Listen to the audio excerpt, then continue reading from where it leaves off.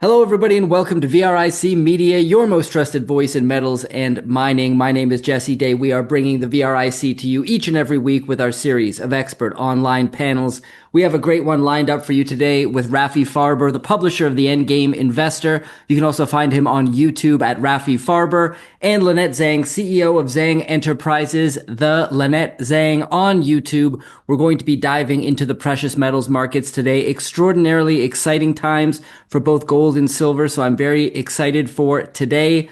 It's great to have you both on the program. Good to be back, Jesse. Thank you for having me. Yeah, it is exciting times right now. Well, let's start off with discussing gold. When I was originally preparing my questions, I was going to be asking, do you think gold will hit 4,000? But here we are at about $4,040 as of the time of this recording. Analysts from big financial institutions are having to continually update their targets, which I think shows that maybe they don't quite get what's going on here in terms of the rapid debasement of fiat currency and the loss of trust in the US dollar and US treasuries as the preferred quote unquote risk-free asset. Do you think we're slowly but surely seeing gold's role as money return to the mainstream consciousness? I have seen a few articles out there since gold hit 4,000 from mainstream press saying that this could be connected to currency debasement. So it feels like they're just starting to latch onto that concept. Do you think we have a long ways to go still for the public consciousness and Wall Street to understand that gold is money, Rafi? Do we have a long way to go? The answer is yes and no. We have a long way to go in terms of consciousness.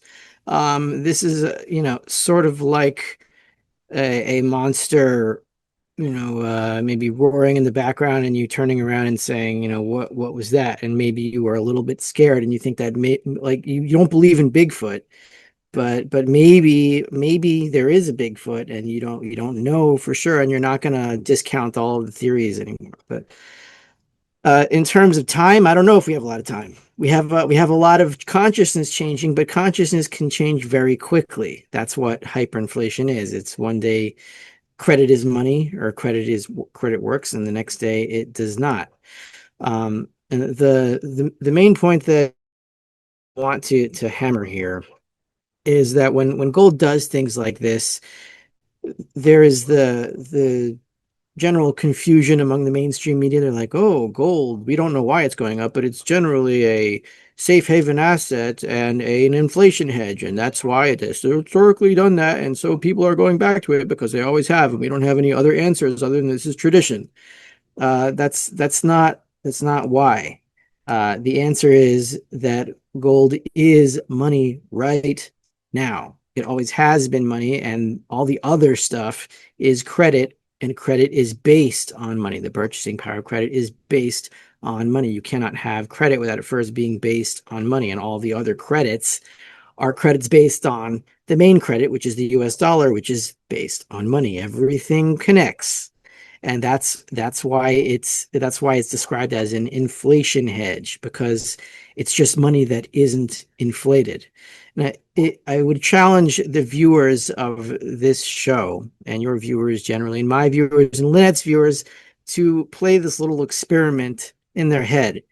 Instead, in any sense that you could use the word dollar, or sorry, that you could use the word money, instead of saying the word money in any sentence that you say or any sentence that you hear said on the media or from your friends, instead of the word money, just instead of the word dollar, instead of the word money, just use the word gold or silver.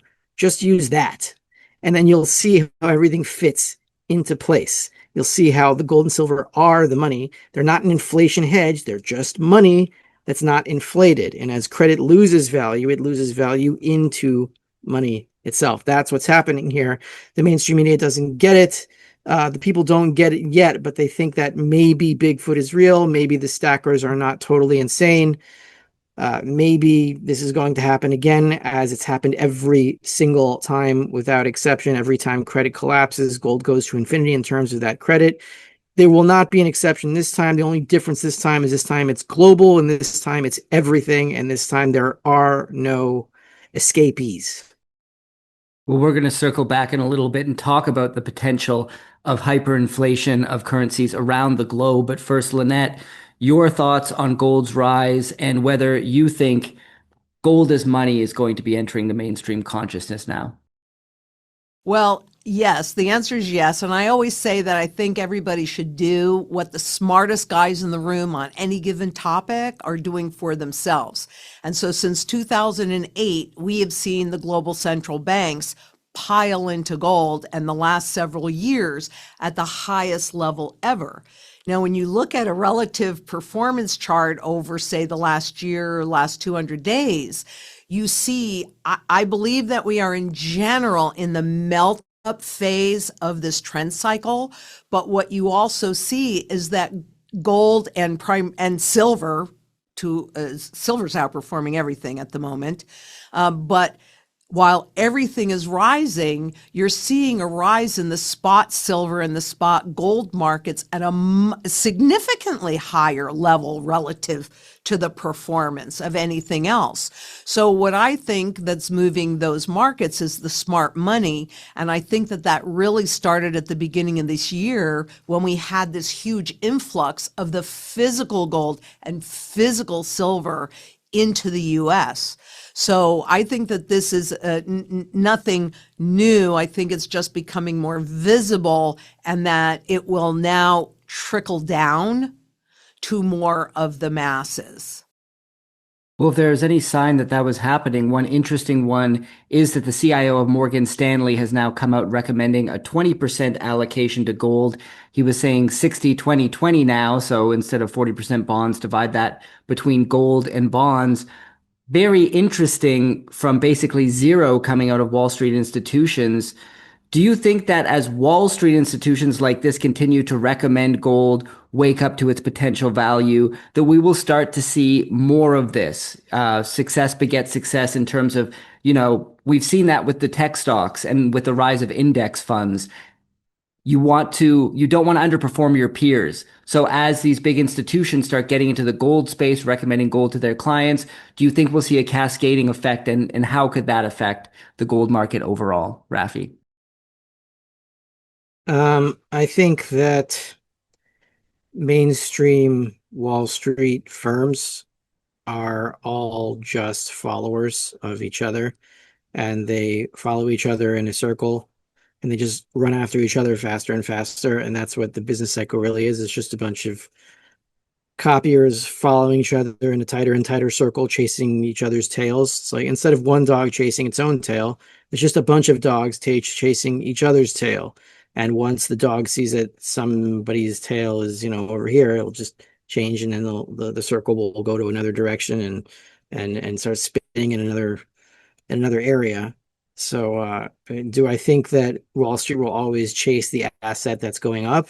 Yeah, they seem to do that.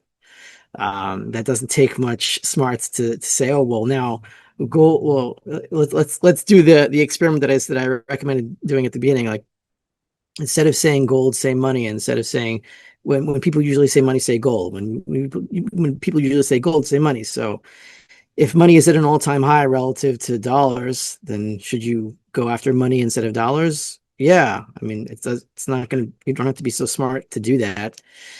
And do I think other people will start to chase money also when they realize that dollars are falling? Yeah, I think they will. And that is what hyperinflation is. It's when everybody realizes that they need money because they don't have any, and that the price of everything is falling in terms of money, and the price of everything is rising in terms of credit, in terms of dollars. So everyone will chase money at the same time. And at that point, we should be like, maybe now that everyone wants money, we should maybe buy some stocks. I mean, we haven't gotten there yet, but I maybe I'll be the first gold bug or money bug to say, I think gold. I think it's enough gold. I think the whole banking system is now kaput, and let's go after some assets that aren't money now. Maybe I'll be the first one. Maybe I'll be like among the handful of the first ones. I'll leave. I'm not married to being a gold bug or anything. Well, Lynette, your thoughts, yeah.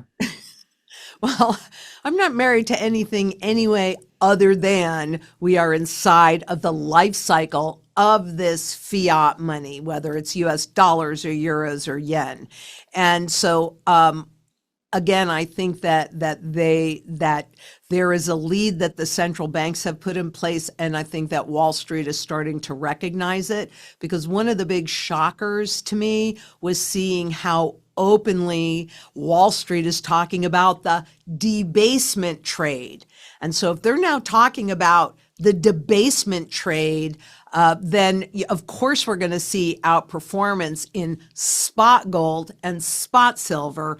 But I'd like to emphasize right now that even though technically they are overbought, fundamentally they are still critically undervalued. And who would know this? The central banks would know this. And I do think that Wall Street is starting to follow that lead. And I'd also like to take you back to the last shift in the early 80s and the 70s, and then going into the early 80s, when Wall Street then as well got on the gold bandwagon and even established some funds with collectible coins. Wall Street's always got to make a buck. They've got to find what they can push up. And if they are openly talking about this debasement trade, that's going to continue now, because there's no other option.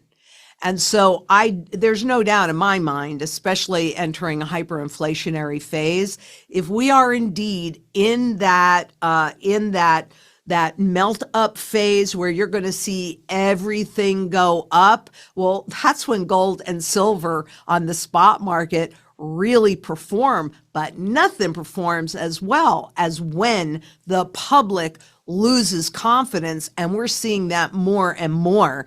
And that question of confidence here in the US, the confidence that the government can come to terms and actually work on something together. Never have I seen it this divided. And what that does, whether it's politically intentional or not, is it further erodes that confidence level. And that's the only thing that's holding it together anyway. So it makes a lot of sense watching Wall Street beginning to participate and then encouraging their clients to participate, because they want to live to play another day. And if you use up all the principal, guess what? You got nothing to play with. And so what will gold and silver do? What it's always done, create that bridge to get from one currency and that reset into the next currency. And I think it's beginning to be recognized, but I don't necessarily think that that's a brand new thing, because we've already been watching those big box stores here in the US, like Costco and Amazon and Walmart. They're not carrying gold and silver because there's no demand from the public for it. So this isn't actually something new, but I think that it will, the rise when prices go up, that encourages more participation, because fear of missing out. And I don't frankly care how anybody starts to get involved in the metals markets. Just get involved, just own it. And you know me, I'm a physical gal, because we're in this transition. We've got 3 of the best porphyry copper targets that I've seen in the past 25 years of exploring for porphyries. Vizsla Copper, we're the team that brought you successes including ISO Energy and Vizsla Silver. We've put our foot on 2 outstanding projects in central British Columbia with copper and gold and some molybdenum in there. Our Poplar South project, we're drilling there at the moment, and I think we're on the verge of a major discovery. If you want to learn more, you can find us at vizslacopper.com. Well, let's talk about silver. Or sorry, Rafi, go ahead. Yes. I just want to interject here. Lynette gave me an idea when she said lose confidence, and this is just something that just occurred to me. It's true they lose confidence, but there's not a net loss of confidence, because they lose confidence in something, and that confidence shifts into something else. But it shifts into something that whatever it is that they're losing in is based on. Because let's say they lose confidence in the government, they lose confidence in the debt. They lose confidence in treasuries. That confidence is not lost. It just moves. What does it move into? Because what is a treasury? A treasury is the promise to pay dollars. And what is a dollar? A dollar is a promise to pay gold, for God's sake. That's what it is. It still is. That's what people don't want to understand. They don't want to come to terms with that. It still is right now. Dollars are a promise to pay gold at 42.22, which cannot be fulfilled. So now it is a promise to pay gold at whatever 4,056 or whatever it is. But once everyone wants to take advantage of that promise, it's not going to be fulfillable at that promise either. So the confidence is lost from the treasuries and it moves into gold. So the purchasing power shifts from treasuries holders and everything that's based on treasuries, which includes stocks, down into the gold and silver holders, which is where the purchasing power sinks into. And then all of a sudden we can buy everything and they can't buy anything. Good Well point. said. Well, let's talk about silver for a moment here because as gold seems to be hitting new all-time highs every day, silver is in its own quiet breakout, especially if you were talking about mainstream attention at this point in time. But it's been outperforming gold year to date, now up around 67% versus 52% for gold, closing in on previous all-time highs in nominal terms at $50. It might hit $50 as we're speaking here today. It's really that close.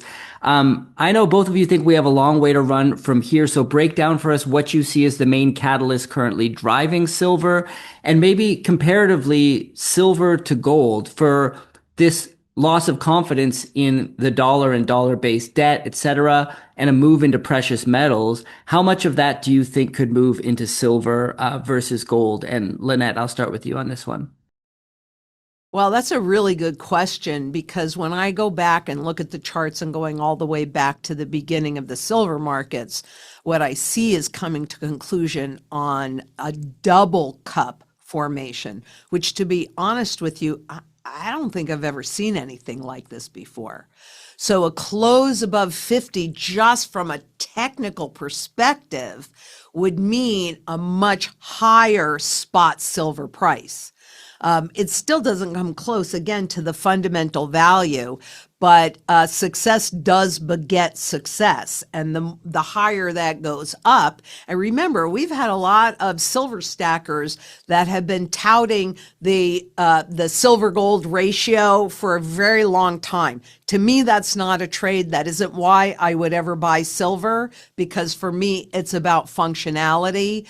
But I do believe that we are going to be closing above 50. And then just from a purely technical perspective, what that means is that all those sell contracts up at 50 have been used up. And then I would expect to see it much higher and more participation in mainstream. I mean, it's easier to buy an ounce of silver than it is to buy an ounce of gold, but you need both. You can't go one way or the other. And even when they both hit their fundamental value, well, wow, at that point, everybody's going to know how crappy, dollars are, or euros or shekels or wherever you are. And they're not going to want to convert back into that. Rafi, your thoughts on the silver market at present? Silver's still not doing so well. It seems like it because we're at 50, but what's a dollar?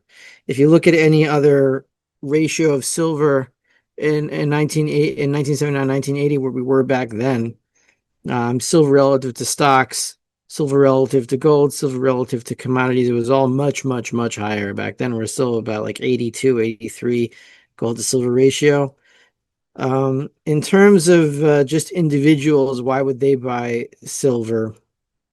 That's just because they can't afford to buy gold anymore because it's too expensive. So instead they buy silver. Why I started stacking silver, two reasons. First of all, I wanted enough to get through any kind of zombie apocalypse. Not literally. I don't think there's going to be zombies. The zombie bat in my background is mostly for illustrations, but if somebody comes behind me, I have a camera because I can see. Right, thank God we're doing this interview right now, so nobody can murder me because I have a zombie bat and I also have a gun at my side.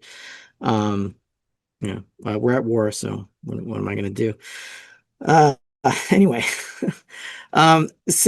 silver is going to spike as it does very quickly. Every time it spikes to the same ratio. It spikes to 15 to 1, gold to silver, because even before we get to gold, If we go back all the way to 1873, what happened in 1873? They call it the crime against silver. Why? Because the monetary standard back then, before 1873, was you give the mint, the U.S. Mint, what was the amount of silver?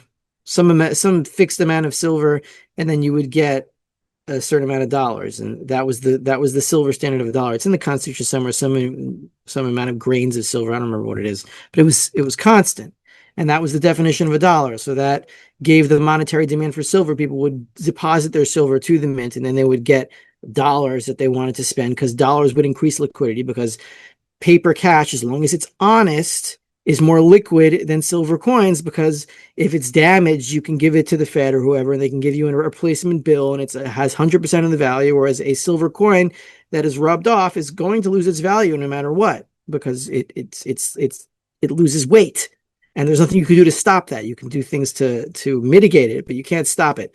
So honest credit is always better than money, but money is always better than dishonest credit. And the question is, when does money override dishonest credit? When everybody realizes that the credit is dishonest, and then the money goes back to 15-1. So eventually you're going to get to 15-1. And the two reasons why I bought silver is, one, I want enough silver to get through a zombie apocalypse, not literally, but some kind of situation where the division of labor is breaking down, and I can spread money into my immediate surroundings to sort of like, give a CPR to the monetary system in my immediate surroundings. And the other reason is, any extra silver that I have, I would exchange for gold in 15-1 and then figure out what to do with it later. So I'd like to make a little comment on the zombie apocalypse, because you said not literally, but the reality is that the governments are zombie governments. They're all underwater. The central banks are zombies. The corporations are zombies. So it is actually a literal zombie apocalypse. It's just not this painted guy, walking like that. And that is your gold and your silver are your protection from this zombie apocalypse. But make no mistake, I had somebody that was interviewing me one time, and they said, oh yeah, a zombie apocalypse. I said, well, actually, that's an accurate statement, because these look, the Federal Reserve, for now 4th year, now, remember, they print the money for free, and the difference between what it costs them and what you have to pay for it to get $100 or whatever, that's their profit. And they've been unprofitable and unable to share any gains with the Treasury for now in almost 4 full or 5 years. So you got to understand, this is a zombie apocalypse. It just doesn't look like the TV show, right? Where you've got these ghouls that are running around. But yeah, it is absolutely a zombie apocalypse, and gold and silver are your bullets. And I think, ratio trading, do I think that we're going back to a 15-1 or 20-1 ratio? Well, we go into hyperinflation, and I've done a lot of studies on a lot of hyperinflations, and you will for a while see that gap grow more narrow.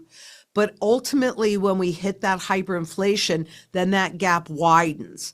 But what silver actually does technically and in reality is it holds your purchasing power intact so that you can maintain that standard. Gold expands that. So not only can you maintain your standard, but you actually have the ability to accumulate more wealth along the way, as all of this credit and all of these assets, real assets, some intangible, but real assets, lose all of that inflated value because the credit dries up. Well, if you have gold, you're going to be able to buy those assets when they are undervalued. Right now, they're extremely severely overvalued. So I'm not really a ratio trader, because for me also, it's about functionality. What am I trying to accomplish? And silver, I like all the different sizes. I like the constitutional silver. I like sterling silver. I don't care. Give it to me in any form, because I would have no problem clipping a little bit of this to buy stuff, right? But it's, for me, that's about barterability. Gold is about wealth preservation, as well as putting you in a position to take advantage of the opportunities that always present during crisis. Well said. I want to move on to hyperinflation now, something we've touched on a little bit already. Rafi, you recently posted on X, every single hyperinflation in all of economic history was accompanied by the rise of gold to infinity in terms of said hyperinflating currency. There are no exceptions. Now, you mentioned this time is different because we're on a global fiat currency based system for the first time since, 1971. This has essentially been a worldwide experiment. So how do you expect this to all play out in terms of a hyperinflationary scenario? Does it start with the US dollar? Does it start with weaker currencies? Does it spread worldwide? Or are some currencies going to do better than others? How do you see all this playing out in your view? I don't know. That's what scares me, because I don't know.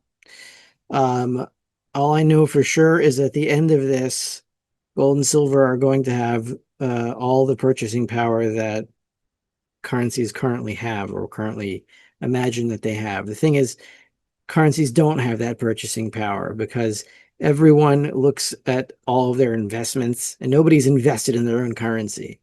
They just call that dry powder or extra cash that they're going to invest eventually. But when everybody looks in their portfolio and they see a certain amount of yen, a certain amount of euros, a certain amount of dollars that their stock portfolio is worth, and they imagine, wow, look at all that potential wealth I could get for that.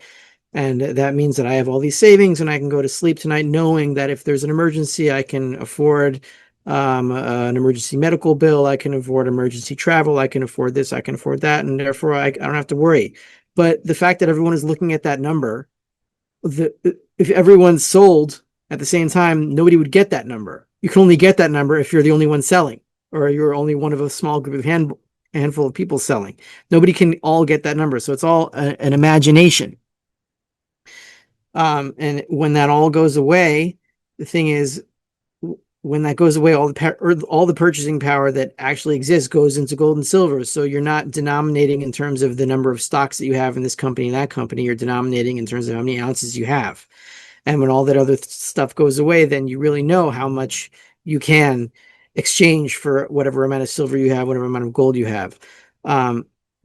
What this hyperinflation is going to look like, I'm starting to think, and so, because everything's going so fast now, I mean, I can't promise that I'm going to hold on to these thoughts in 2-3 weeks from now. But from what I think now, I think all the currencies are going to go at the same time. I think they're all going to stay basically within certain exchange windows. Yen will be between 130 and 160 as it's been for decades. Euro and dollar will be between 102 and 140 or whatever it is. And central banks will always try to keep between these exchange rates. But meanwhile, whatever these exchange rates are, the exchange rate between any currency and gold and silver will fall and fall and fall and fall until all the currencies basically fall at the same time in terms of gold and silver. And then banks will be trading currencies for, this amount of yen for this amount of dollars, but it won't even matter because whatever amount they are, it's not going to amount to anything anyway. And it'll just be abandoned. What happens to society once that hits? Everyone's going to be on their own until we're able to create another credit derivative scheme, which hopefully next time will be honest, and hopefully people don't get killed in the meantime. Yeah. Well, if you're looking at hyperinflation, I agree with Rafi that I believe that it'll be all currencies at once. And, something that I do pretty regularly is I'll go into an exchange site and I'll put in dollars against whatever currency. And then I'll put in spot silver against whatever currency, and then spot gold against whatever currency, because other currencies are always sort of gauged against our dollar. That's a relative thing. And quite honestly, it's irrelevant. But 100% of the time when I've done this, 100% of the time, spot gold and spot silver always, always, always, always, always outperforms the dollar against those other currencies. You know, historically, I mean, I'm sorry to say this, but on average, 80% of the population ends up in absolutely abject poverty. Abject poverty. In some circumstances, like Venezuela or Zimbabwe, you're looking at 90% of the public that ends up in abject poverty. So part of my work is helping people develop local communities to create surety in the necessities: food, water, energy, security, barterability, wealth preservation, community, and shelter. That's the mantra.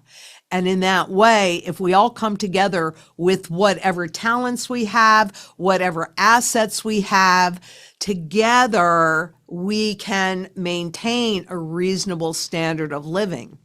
But I also agree with you, Rafi, and this is really the big battle. And I just got back from Kuala Lumpur talking about this. And, you know, I am traveling around the world to build a global community to get redeemable gold back in the system. And it has to be redeemable, because otherwise it's just a peg to a fake system, just like the spot gold market is now. It doesn't reflect how much new money or how much new debt or new credit has been created.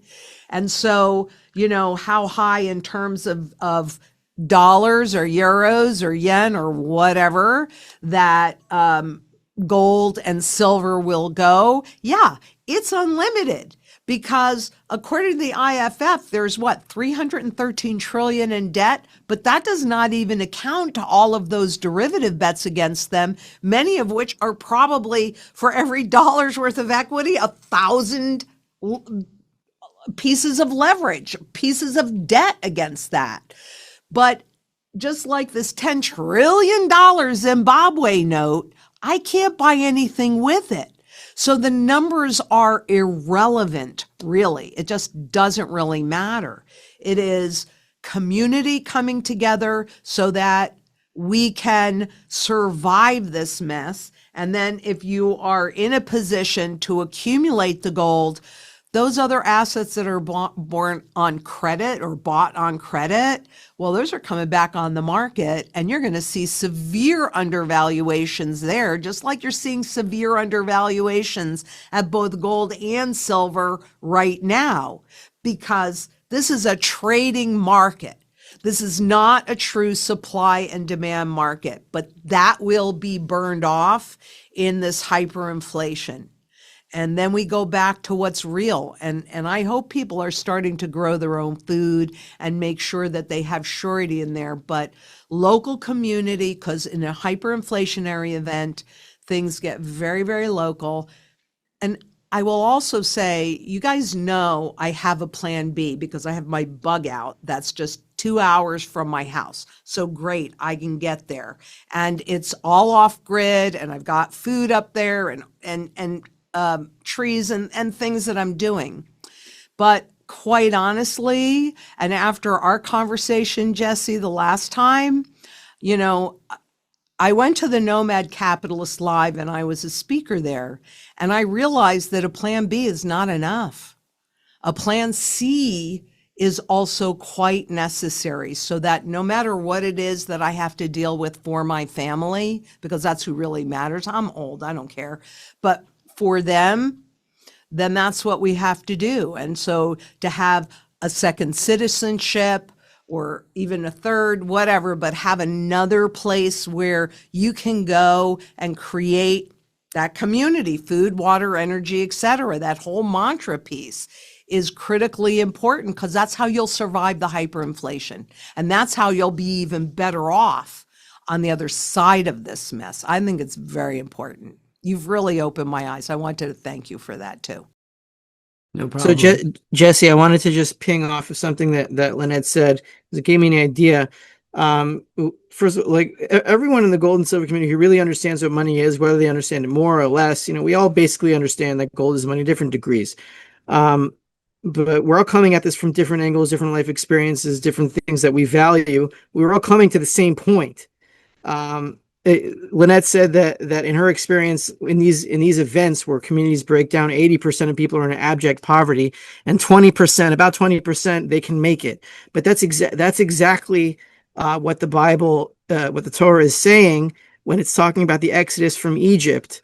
The Jews have a tradition that only 20% of us made it out, and it's based on a verse in Exodus that says the Israelites went armed out of Egypt, and the word for armed is chamushim, and chamushim can mean armed, or it can also mean 1/5, because chamesh means 5.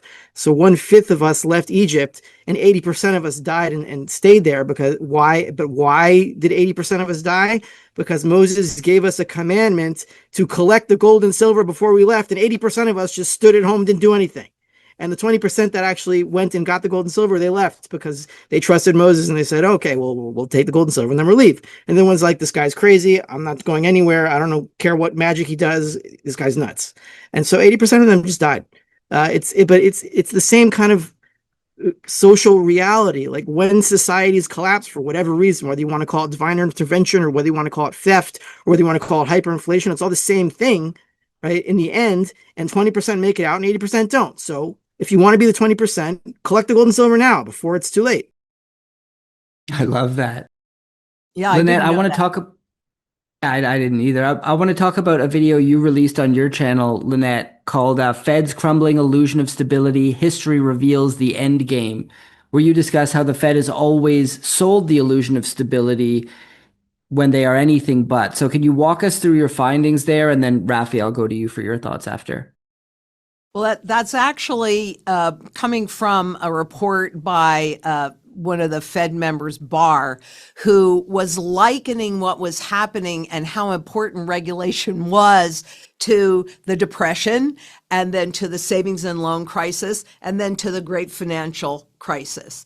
And what I was attempting to do in this series is show those parallels, because those were all times when the monetary system was changing. It's not the regulations that's going to save us, but that's the illusion that they bring out. That's what's going to protect us, are these regulations.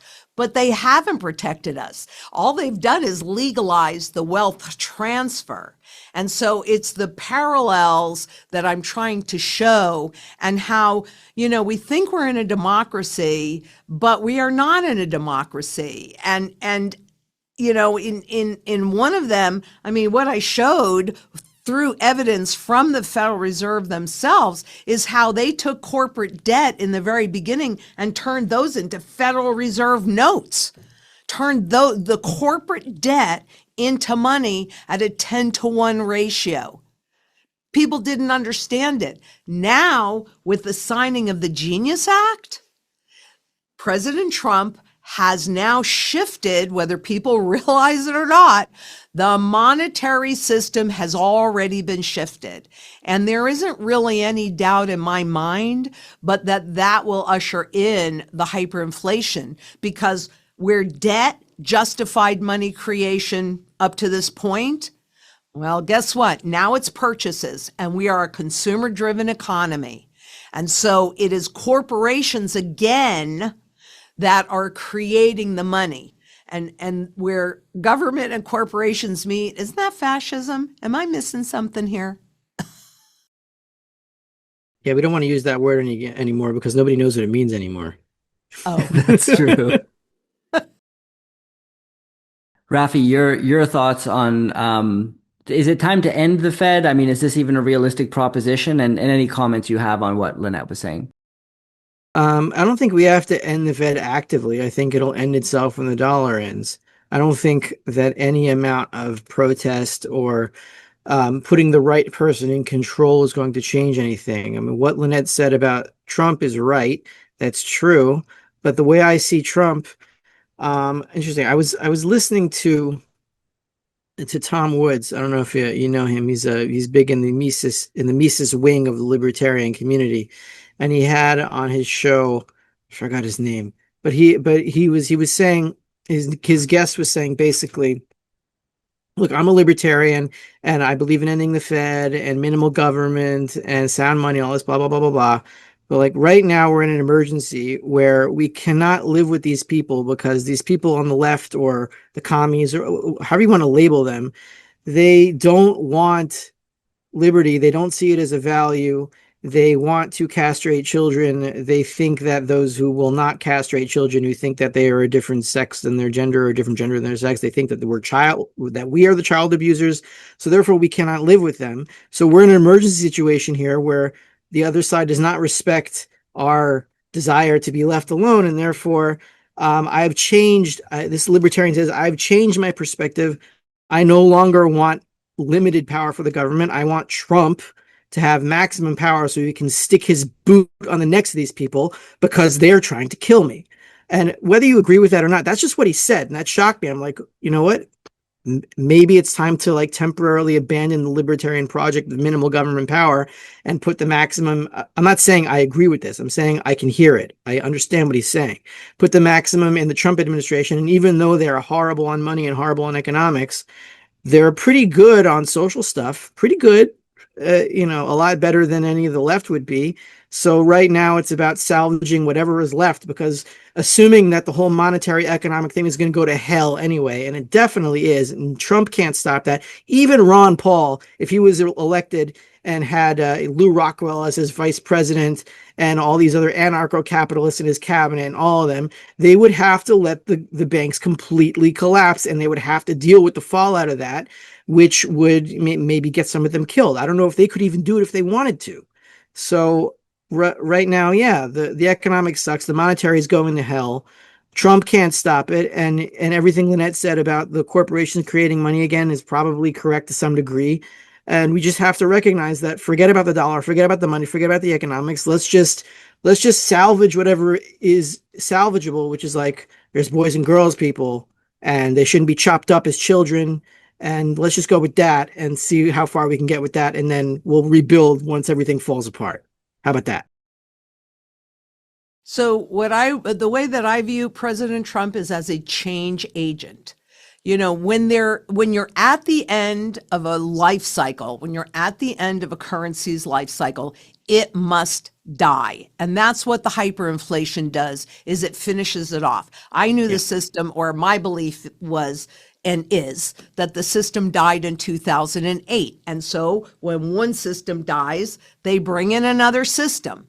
It is not, in my opinion, strongly, this was not a coincidence that Bitcoin was born in January of 2009 and that quantitative easing came in March of 2009. Nor is it a coincidence that when they're going to depict this intangible algorithm, that it looks like gold or silver or platinum. That's how they're depicted, because that's what they want you to think of. Can we get rid of the Fed? Well, ultimately, yes. I mean, this is really the best opportunity that I've seen in my lifetime as we're transitioning into a new system to get back to a gold standard, to create those restrictions. And by the way, all of this digitization, all of this blockchain technology, why aren't they talking about giving the citizens the power to vote what they want? We don't need representatives, maybe just one, right? We don't need people in Washington to represent what we want. With the blockchain technology, we can vote ourselves, but you don't hear them talking about that, do you? So President Trump is a change agent. There is no human being. It didn't start with him. It'll transition with him. I thought that was going to happen in 2018. So I was off a little bit. And look at how emboldened everything is. It's not that this hasn't been happening since 1913. That's when they started destroying the Constitution in this country, right? So that didn't just happen, but we're at a point where things can be so incredibly blatant and the markets go up and everybody says, okay, that is definitely an indication of where we are in this trend cycle. but his job is to change the system, and he is absolutely doing it. No matter how you feel about him, you love him, you hate him, it doesn't matter. He has a job to do, and he is doing it. Rafi, tell us about the endgame investor. The end game investor, my point, I mean, it keeps changing as we get closer to the end game, but the way I imagined it would be when I started it in 2020 is that I want to have people understand intellectually, give them a core base that gold, understanding the reality that gold and silver are money, and therefore to be able to withstand all of the price volatility in dollar terms. The dollar is not the real money. I understand you need dollar liquidity for whatever purpose. I'm not denying that. I have dollar liquidity too for whatever purpose I need. But whatever the dollar price of gold and silver may be, you understand that it is money, and you understand this is what you have to do, not in terms of, oh, let's get rich when gold and silver goes up because you can sell it for more dollars and then spend more on cruises when you retire or whatever. It's more of a social responsibility that when the division of labor breaks down because there's no money to divide labor with, division of labor depends on a stable-ish medium of exchange, which can be credit, but when credit breaks down, it goes back into money. So the responsibility, the social responsibility we have when the end game hits, which I think is defined as a 15-to-1 ratio gold to silver and a 100% or more backing of all the Federal Reserve's liabilities by the gold and its balance sheet. Once you have that combination, then you go out and you start spending, and you realize that the gold and silver holders are the capital holders of the planet.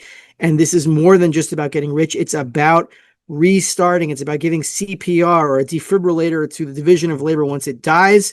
And this is what we're going to have to do. And the faster we can do it once it hits, the more lives we can save and the more society we can save, and the faster we can propel humanity to whatever it is that's coming next. Fantastic. I'll put a link to the Endgame Investor in the description below, as well as your YouTube channel, of course. Lynette, tell us about Zang Enterprises. Well, we execute a sound money strategy that's based on my studies since 1987 of currency life cycles and things that happen, those patterns that happen 100% of the time. And we like to work with clients, and the first thing that we need to know is, what are you trying to accomplish? What is your current standard of living? What assets that you've accumulated do we need to protect?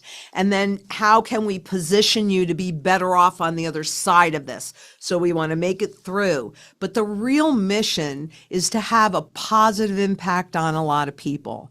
And in order to do that, we support sound money and communities on a global basis. Local to ensure that you have surety in all of those mantra pieces and nobody's going to get out of this unscathed, but we want to minimize any negativity. And so coming together in local community really makes a whole lot of sense, and coming together in global community, because there's 8.4 billion people in this world. If 3% vote by buying physical gold and silver and holding that in their possession, I think we can have a shot at getting redeemable sound money back in the system, so that in this new system, the public has taken back its power. And that's the biggest fight that I'm fighting. Great. Well, I'm going to put a link to Zang Enterprises as well as your YouTube channel, Lynette, in the description below. This is our fourth panel together, I believe. I think it's our best one yet. Thank you both so much for coming on the show. Thank you, Jesse. And thank you for having me. Appreciate it.